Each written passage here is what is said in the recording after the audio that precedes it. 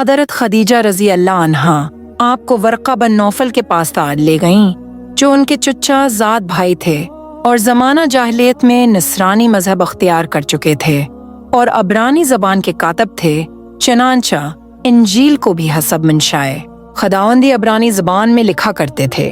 انجیل سریانی زبان میں نازل ہوئی تھی، پھر اس کا ترجمہ عبرانی زبان میں ہوا۔ ورقہ اسی کو لکھتے تھے۔ وہ بہت بوڑھے ہو گئے تھے، یہاں تک کہ ان ہو گئے تھے کہ بینائی بھی رخصت ہو چکی تھی۔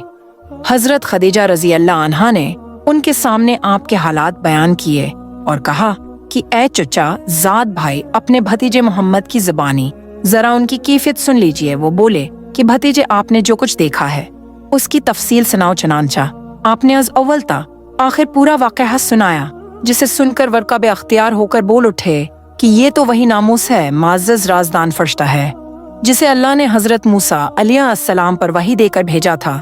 کاش میں آپ کے اس عہد نبوت کے شروع ہونے پر جوان عمر ہوتا، کاش میں اس وقت تک زندہ رہتا جبکہ آپ کی قوم آپ کو اس شہر سے نکال دے گی۔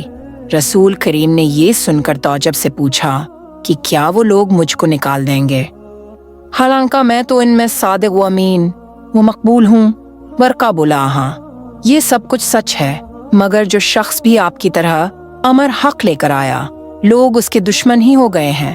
اگر مجھے آپ کی نبوت کا وہ زمانہ مل جائے تو میں آپ کی پوری مدد کروں گا۔ مگر ورقہ کچھ دنوں کے بعد انتقال کر گئے، پھر کچھ عرصہ تک وحی کی آمد موقوف رہی۔